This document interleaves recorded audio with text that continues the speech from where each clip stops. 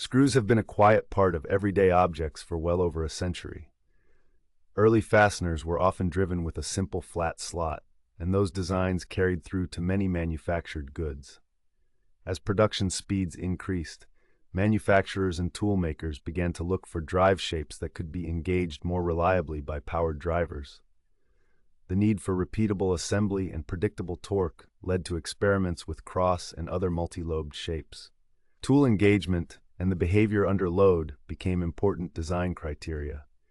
Designers observed that the shape of a screw head influences how torque is transmitted and how the driver behaves when it slips. That slippage, sometimes useful and sometimes harmful, is central to understanding later developments. Over time, different regions and industries favored different solutions. What began as practical responses to manufacturing needs then hardened into families of standards. Those families include the crosshead forms that most people recognize today. The Phillips drive arose as one of the first widely adopted crosshead forms intended for mechanized assembly. Its development was tied to the search for a drive that would center well and accept higher rates of automated driving. The Phillips shape uses a tapered cruciform that guides the driver into the screw and helps maintain alignment. An intentional tendency to slip, commonly called cam-out, was part of the design philosophy to prevent over-torquing with early power tools. That behavior made it easier to avoid damaging softer materials or snapping screw shanks with the motors available at the time. Phillips heads became popular in many industries, especially in North America, during mid-century production ramps. Toolmakers standardized bit profiles and sizes to match the screws being produced. The interaction between screw metallurgy and bit hardness also matured alongside the drive form. Phillips remains common in consumer goods where quick self-centering is useful. The characteristics of the Phillips design brought both benefits and limitations. Its centering quality and ease of engagement made assembly faster with early power drivers. At the same time, cam-out reduced the amount of torque that could be applied without the driver slipping. For tasks that required higher torque or more positive engagement, those slips could be problematic. Additionally, repeated slippage tended to round driver tips and screw recesses, degrading fit. Engineers and toolmakers examined changes to geometry, angle, and material to address these issues. Manufacturing methods also influenced what could be produced reliably, which limited some design choices. The balance between reliable engagement and protection against over-tightening remained a key consideration. Over decades, users and manufacturers learned when Phillips was appropriate and when other drives were preferable. Pozidriv arrived as a refinement intended to address some of the Phillips limitations while retaining its general layout. The Pozidriv geometry features additional ribs between the main cross lobes and a shallower angle at the flutes. Those changes improve contact area and reduce the tendency to cam out under load. Pozidriv bits and screws are often marked differently by manufacturers, and the mating requires the correct driver to realize the gains. The design gained traction in parts of Europe, where manufacturers favored its higher torque capacity. Pozidriv also benefited from advances in tooling that produced consistent bit profiles and screw recesses. As with any refinement, the improvements are most significant when matched with appropriate tooling and user technique.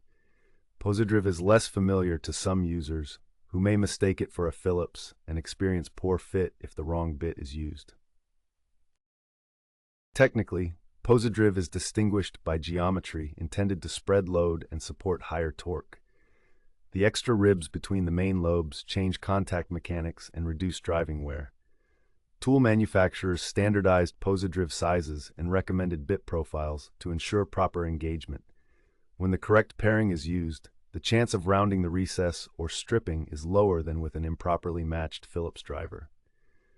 That said, Pozidriv is not a universal replacement, and its advantages are most apparent in production settings where consistent bits and trained operators are available. Hardware suppliers catalog Pozidriv parts under specific codes, and assembly lines often label bits clearly for the intended drive. The shape has been used in furniture, appliances, and other assemblies where higher torque and repeatability are priorities. Torx offered another shift in approach with a star-shaped six-point pattern that departs from crosshead lineage. Introduced in the later 20th century, the star profile seeks to eliminate cam-out rather than permit it. Its lobes transfer torque through broader surfaces and avoid the wedge action that causes slippage in cruciform drives. Torx quickly became attractive where precise torque and repeated fastenings were required, notably in the automotive and electronics sectors. The design also enabled higher torque transmission with lower driver wear. Torque sizes are commonly specified with a T number, and that numbering helps match driver and screw accurately. Over time, Torx variants were developed to meet security needs and to suit different material and assembly requirements. The practical advantages of Torx relate to how forces are distributed across its contact surfaces. With a more axial transfer of torque, the drive system is less prone to cam-out and more capable of handling torque without deforming the recess. Toolmakers produce Torx bits to precise tolerances so that fit remains consistent across production runs. The design also reduced the need for specialized torque limiters in some assembly settings because the driver could apply torque more predictably. In consumer repair contexts, the spread of Torx meant new types of bits in toolkits and a gradual shift away from older drives for many manufacturers. Automakers and appliance makers found Torx useful for both production efficiency and the service life of assembly tools. Manufacturing processes evolved alongside these drive forms, and that affected how well different shapes performed in practice. Screw recesses are produced by stamping, broaching, or molding, and each method has tolerances that influence driver fit. Bit manufacture also matters, with heat treatment and tip profiling reducing wear and improving engagement. Material selection for both screws and drivers influences longevity, as mismatched hardness can accelerate rounding or breakage. Tooling standards and machining repeatability, therefore, became part of the overall system that determines whether a drive shape works as intended. As fasteners and drivers matured, engineers placed more emphasis on paired specifications rather than relying solely on shape. The result is tighter interoperability when standards are followed.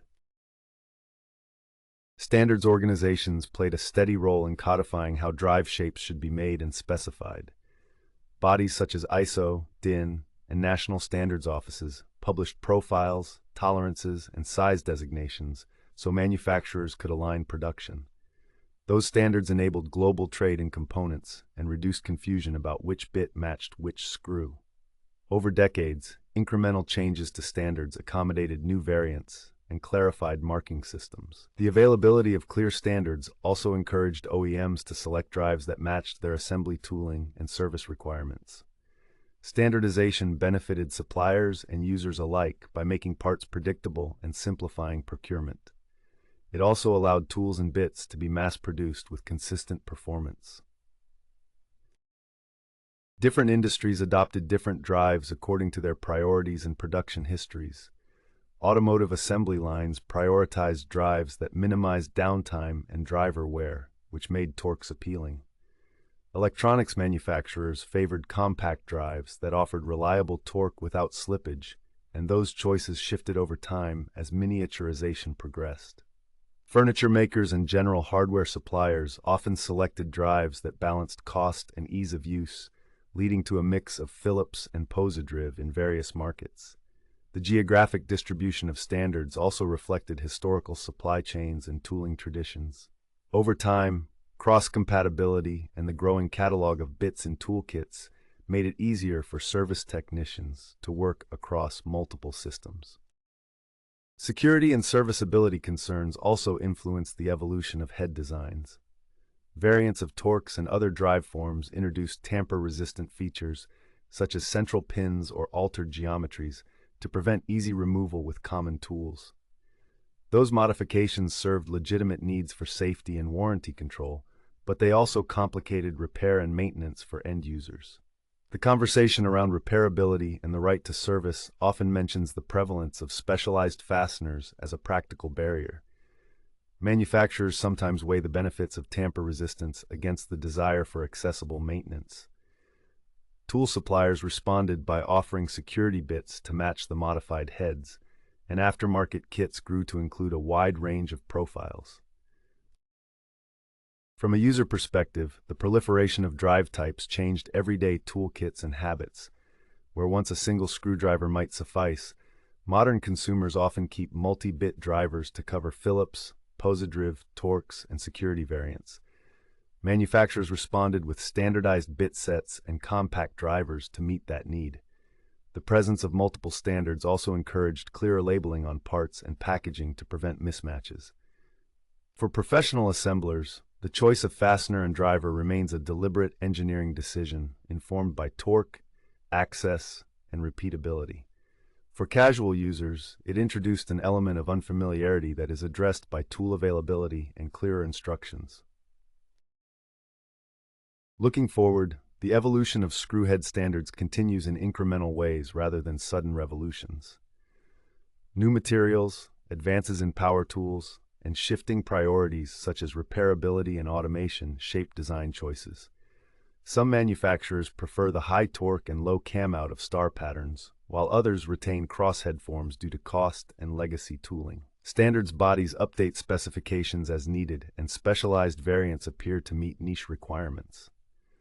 The history of Phillips, Pozidriv, and Torx illustrates how practical needs, manufacturing realities, and the balance of torque and slippage have guided development. The story is largely one of steady refinement and coexistence, rather than outright replacement. Thanks for joining us for Evolution of Screwhead Standards, Phillips, Pozidriv, Torx. If you're still awake, please stand by for our next program.